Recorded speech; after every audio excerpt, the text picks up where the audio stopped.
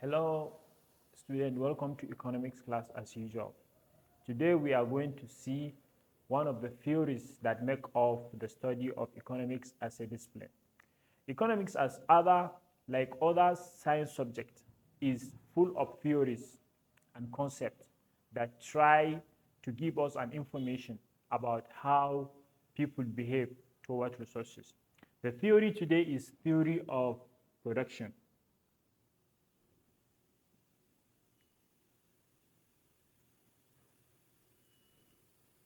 And what we mean by theory is a description of an activity or a process that is taking place in reality. So that description about the activity or a process doesn't necessarily all the time mean to have a very clear, or let me say, to give us an information about how something in reality is taking place. So the theory may have some element of reality, and in some cases it cannot have complete element of this reality. So the theory of production, by definition, when we say production, we mean the use of resources to make goods or services. So the resources here, we mean anything that can take economic value, that can be priced. For example, like a cloth, a car, a motorcycle, a marker, an exercise book, a pen. All these are termed or are considered to be a resource. So when these resources are used to make goods or service, then we engage in production. So we can understand that production is a process that contains activity because it involves the use of resources to make output. As I said, a resource is anything that takes economic value, that can be priced, that people can measure the value of or the worth of the goods based on price. So that is considered to be a resource. So we have different kind of productive activities ranging from producing bread, producing cake, producing services like transport, like live entertainment. All these are considered to be production. So in the production process, we have what we call goods. When we say goods, we mean any economic assets that take physical form, that can be seen and that can be touched. So anything that you can see and has economic value, and what is usually come up at the end of the production process, then we have a good. So for example, under goods we can have clothes, we can have pen, we can have car, we can have truck, etc. There are many. So as long as any asset or anything that can take physical form and can have economic value, then it is referred to as a good. But there are some things that we see but they do not necessarily have economic value. For example, the air we breathe in.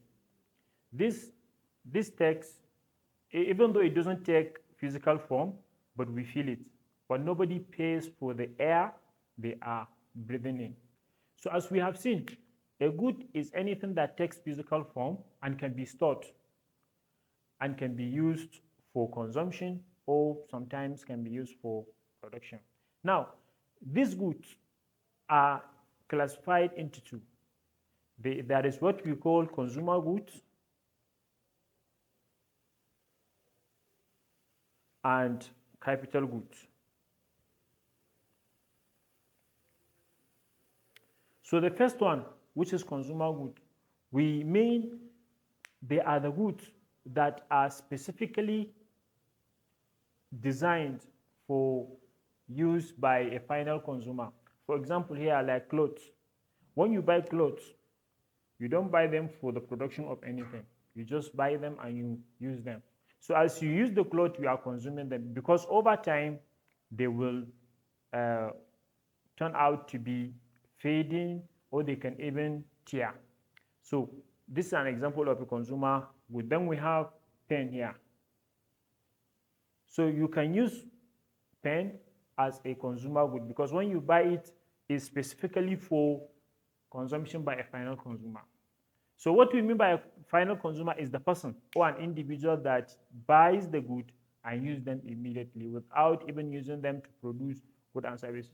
But in some cases, some goods can be used to produce another good or service. For example, in the case of pen, schools are buying pen to produce service, to produce educational service to the society.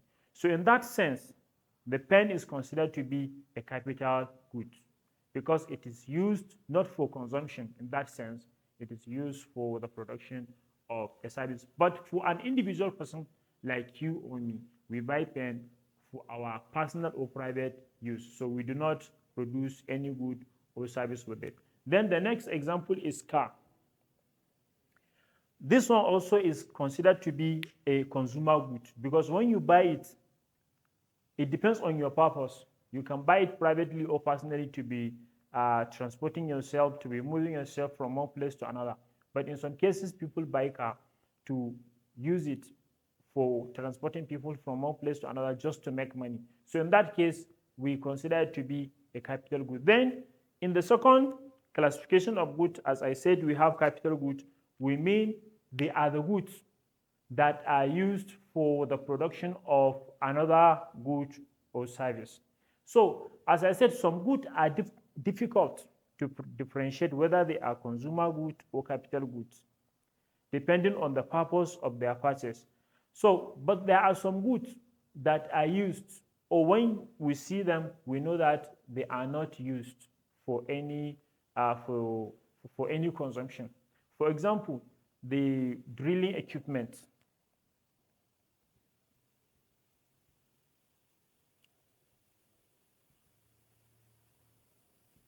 The oil drilling equipment, none of them is used for personal purpose. Whenever we see them, they are used for drilling oil.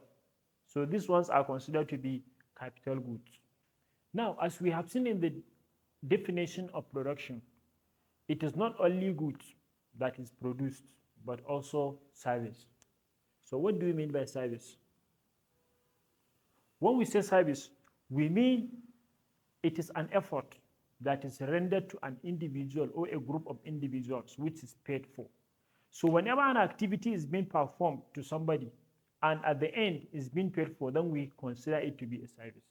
Because in economics, if there is any service that is not paid for, we don't consider it as a service because at the end, it doesn't require any payment. For example, if you have a son or you have a child and you ask that person to sweep your house, even though it is an economic activity because this is rendered to few rich individuals, but you don't ask your father or you don't pay your son for this service. So we don't consider it to be a service in economics. So what we say service as I said, it is an effort that is rendered to an individual or group of individuals and that is paid for.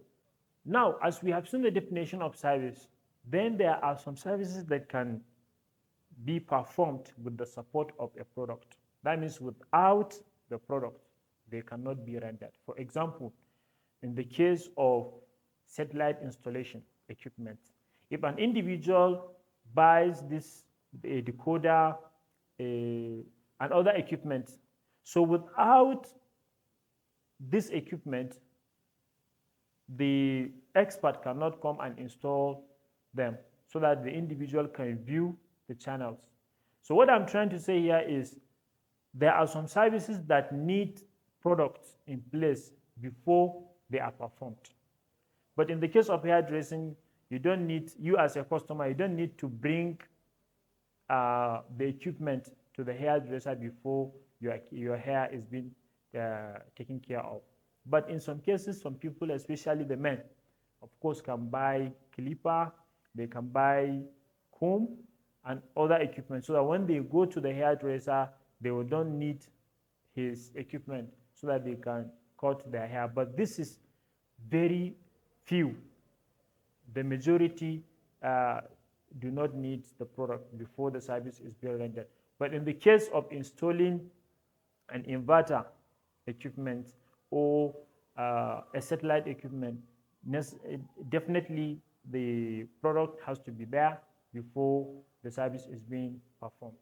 Now, in the course of our explanation of the definition of production, if you can remember, we have come across the use of resources so that we can make good or service. So these resources are the ones that are called factors of production.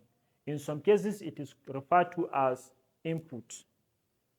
So in some definitions, production is defined as the use of input to make output. So that good or service is the output. Anything that will be come up with at the end of the production process is referred to as output. So in this case, we have factors of production. Without them, it cannot take place. Number one, land. Land is a free gift of nature, asset that everyone rises or wakes up and see. So by nature, land is the hard surface that we work on or that we perform our activity on. So that land is the first thing that has to be there before production can take place. So when we say land, we doesn't necessarily, or we don't only mean the hard surfaces that we see. As I said, in some cases, it is also referred to as the mineral resources that we have. For example, if you buy a land that has a ditch or that has a river, and that river you have fish, or you have something that is very valuable, so you consider it to be part of land. So it includes the mineral resources that we have in the land. Or for example, in some cases, or in some states, especially in Nigeria, they have oil. So any mineral resources that is found under land is considered to be attributed to the land. So that is one input that needs to be there before production can take place. The second one is capital. So by capital, we mean the means of production that is required before the activity can take place. Now, without capital, definitely no production can take place. So any individual that want to engage in production needs the physical capital and the financial capital. For example, as I said, if you want to start producing bread, for example, you need to buy many things. You need to buy the equipment like generator, oven, and etc.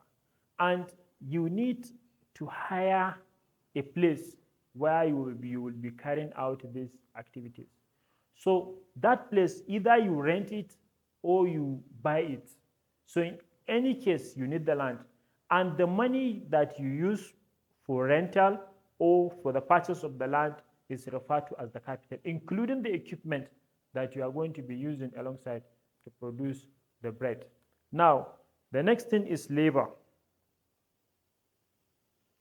When we say labor, we mean the human services or the human effort that is required to carry out the production process. If you want to produce bread, definitely you need to hire some people. You need to hire workers to help you organize the process, and at the end, you come up with the bread.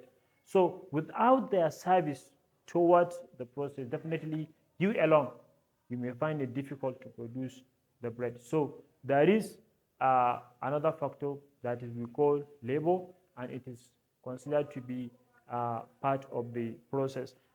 So after labor, the last one, in some cases, it's not considered to be one factor, but I have to mention it, is entrepreneur. So when we say entrepreneur, we mean the individual that owns the means of production, the one that brings his capital, the one that hires the workers, and the one that owns or rents the land so that he can produce the goods and service. So the entrepreneur can be a man, it can be a woman. So these input or factors of production need to be in place before we can produce goods and services. And now, in conclusion to what we have discussed today in relation to the theory of production, is we have the definition. As I said, production is defined as the use of resources to make goods or services. So we can understand that it is the process alongside the activities that is required to make a good or service. And what is found in that process is goods, which is the economic assets that take physical form and that is storable. So an individual can store it for future use, and it takes physical form. So something that we can see and touch. For example, we have a car, pen, book, etc., etc. Anything that we can see and we can touch and that also has economic value is referred to as good. And then we also talk about services, which is an economic effort which is rendered to individuals and do not take physical form or storage. So this service is the opposite of goods because we cannot see them, we cannot touch them, we can only feel them. For example, we have hairdressing, hair cutting, insurance, banking, all this and that is referred to as services. So, and finally, we have seen the factors of production or the inputs without which production cannot take place. So these inputs are the ones that we refer to as resources. Without them, the goods and services cannot take place. So these inputs include the land, which is the hard surface upon which we work, upon which we carry out any other activity apart from production. And we have capital. The capital is the means of production, either in physical capital like land, as I said. If you buy a land, then it is part of the capital and including other equipment. It can be financial by, for example, by buying shares in some companies is a non-physical capital. And it can be in form of cash. As long as something is used in the production process, it's a capital. And then we have labor. What we mean by labor is the workers, the people that are hired to produce goods and services. And finally, we have entrepreneur. Even though the last one, as I said, we don't consider it as a factor of production in some cases, but I have to include it here to avoid any confusion. So the entrepreneur, we mean the person that owns and controls the means of production. So we have come to the end of today's class. Until we meet again, I wish you the best.